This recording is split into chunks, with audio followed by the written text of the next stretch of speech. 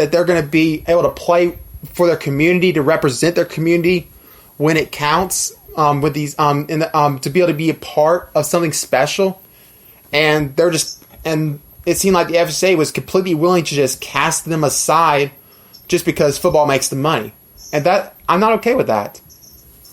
Yeah, and like I told you before, and I was definitely one of the people against canceling the seasons ahead of time, or just a lot of limits, because, like I said, it's about the kids more than anything. It's not really about politics. You got to think about the kids, their futures, especially with the seniors and juniors with the scholarship offers, trying to get in, better themselves with their education, get higher GPAs, to get noticed and then play really good on the field too. And like I said, it's not just football. You got volleyball, you got golf, lacrosse, tennis, swimming, etc. It's all about the kids, and that's what I think was the big issue with this whole coronavirus impact. I think it was more just people not thinking that this is supposed to be, that this is originally what sports is about, especially with high school. It's not about, having power over one another and control.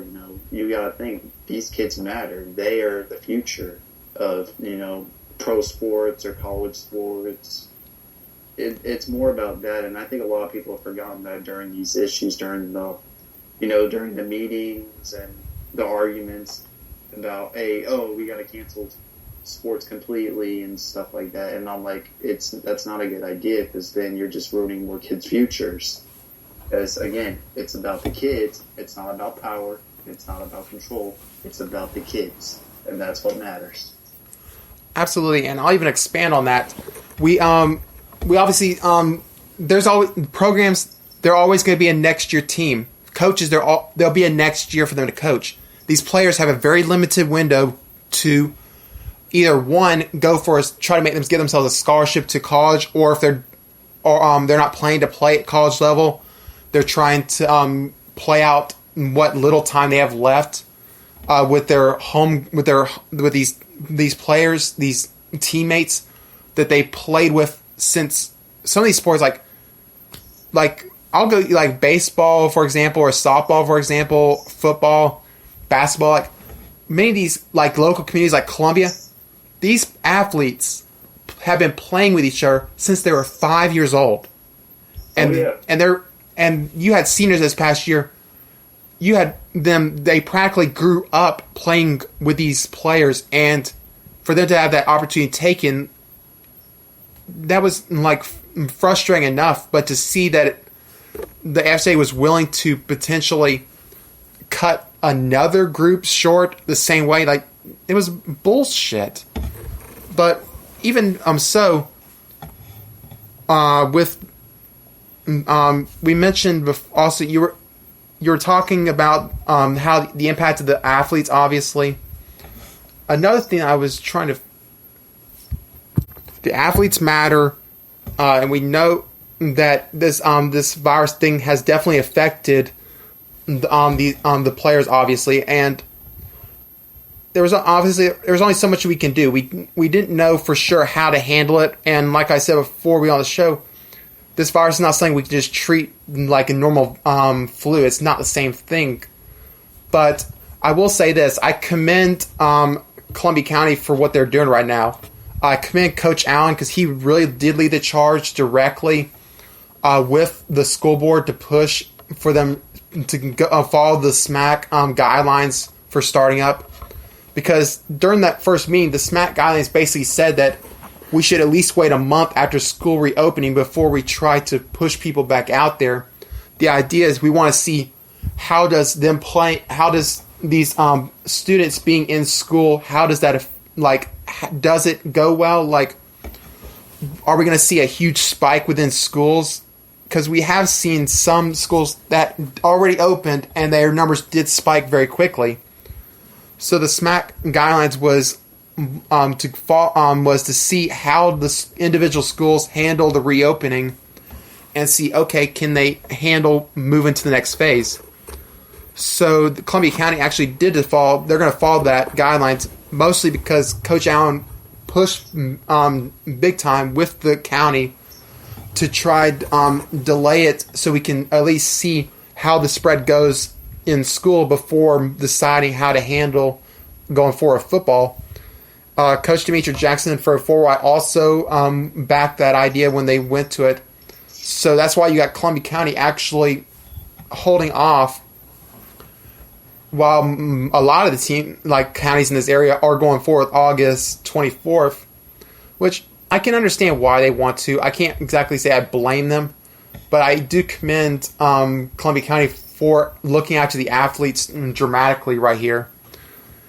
And I guess part of that comes from the fact that Columbia County, they did have one of their assistant coaches actually pass away from the COVID virus. It was about a month ago.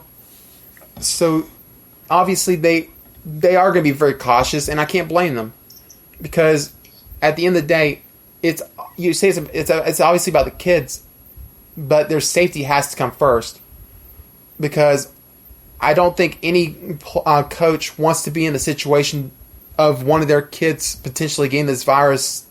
And even though most kids probably would recover, I have seen some things recently that there has been some examples of ones who have, even once they recover, they've had heart issues, and there's clearly damage that's been done internally to their body. You don't want to potentially have someone on your have one of these players be something that's going to affect their life long term and cause them to have their life shortened, or even worst case scenario, have one of them actually die from this virus. Because at that point, it's going to be like, okay, why did we not take more precaution? Right. Because unfortunately, it does feel like a lot of people, they're going to go with the approach that it's definitely safe to do it until it affects them, and then that's going to be when when they want to feel like, well, why didn't we take more precautions? Beats me. Yeah, it's like I said, it's a very tough situation, and there's no perfect answer to deal with all of this. But I think, there's precautions that need to be taken during the season. But again, like I said, the kids' futures are on the lines as well, especially seniors and juniors mostly. But all I can say right now is it's tough. It's just tough to see. It's just hard to wrap your mind around the stuff we have seen this year, and just even with how people are divided on the situation, it's just been a unreal year. It really has been, and it's just hard to say anything about how you feel about it, and what might be the best situation. And like I said, there's no perfect answer. There really isn't. No, there isn't. Anyways, since we pretty much covered everything we needed to talk about, I want to get down to the sports topics, such as teams to look at, and etc. Yeah, definitely. I guess we can either go with the rankings that we both have for the Gateway Conference, or the state rankings I did. Either one, we can go with whichever one. I like to first talk about the Gateway, especially because I'm not too familiar with some of the other conferences around 904 area code and so on and so forth. All right. I know we have talked. I actually did a tournament back then. I let the people try to decide which. I'm sure some of it was a bit of there's some voting bias, but according to my past posts on Twitter when I had the Gateway Conference prediction tournament, which was the top 16 seeded schools I have out of the 17 who are in the Gateway Conference. Majority of the people picked Ed White to be the Gateway Conference champ this year, depending on how the season goes. And they were seeded, I think, near the bottom half. Yeah, unfortunately, with those kind of tournaments, it does end up being a popularity contest, because you're going to see a lot of people just voting for their team, which it's good to see that people get involved, but you got to always take those type of things with a grain of salt. In the case of Ed White, I had them ranked probably about middle of the pack for the Gateway Conference, which I'll let you do your rankings first, then we can hit on the ones that I did. didn't really. It wasn't too much difference overall for most part, but there was some teams that we had placed differently. Yeah, I originally had the ranked at what I would have preseason for who would be in the Gateway Conference, like stacked, and I had Ed White ranked at number 11, out of 16th or 17th technically. But I know the last 3 years, I believe, if I'm correct, Robert E. Lee has won the Gateway Conference, and I actually had them predicted. And I have them at the number 1 seed or first place in the Gateway right now, and I've been thinking about the last month or so about who would actually win it this year because the talent is so even now, and it's not just about Lee. You got to look at Westside, you got to look at Terry Parker, you got to look at Raines, Mandarin, First Coast, even Baldwin. Like there's a lot of those teams, even.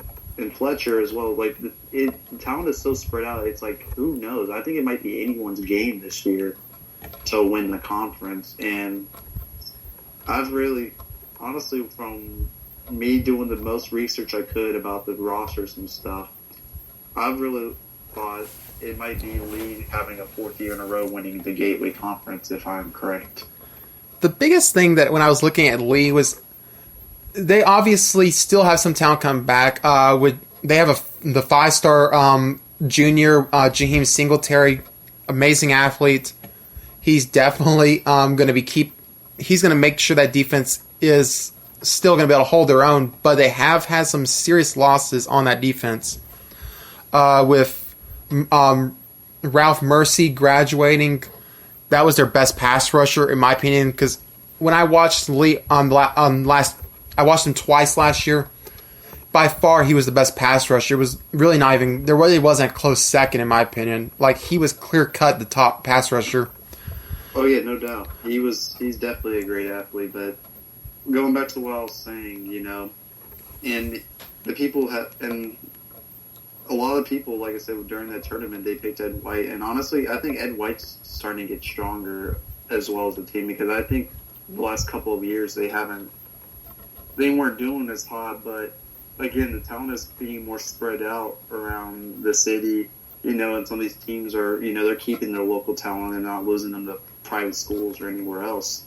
So it's really anybody's game. So I could be wrong. Maybe Lee's streak doesn't continue. Maybe Raines wins it, or maybe Mandarin wins it, Fletcher. It's really anybody's game this season. It really is. Anybody can win the conference.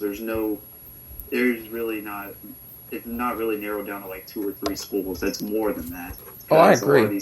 There's just spread out talent compared to what it was like 4 years ago or so, where it was just really down to like 2 or 3 schools that you were really looking at. I saw also you had Mandarin as your number 2 pick for the Gateway Conference. I was curious about that because that would base. Are you sure with that one? Because like with Beck graduating, I don't think they'll be horrible this year, but I just can't really know what to expect with Mandarin because it's going to be hard to replace a quarterback of that caliber. Yes, I had them ranked at number 2 originally because they still have a strong team. It may not be as may not be as strong as they were the last couple of years, but I've had to wrap my mind around where I would rank them, and I was narrowing it down between 2nd and 6th place, actually, because honestly, I've had thoughts of putting Fletcher and Sandalwood even above them because Fletcher and Sandalwood both are really talented this year. They were last year as well, but it's hard to put. It was really hard to put down, and I told you the talent is so spread out. But Mandarin is definitely a top 5 team, no doubt, because they still have some great players, and I think their offense will still be in pretty good shape, and their defense will be pretty good as well. So they are not a lost cause at all, and I think they'll have at least a winning record this year again, like they've had the last couple of years. Sandalwood definitely has talent, and of course, they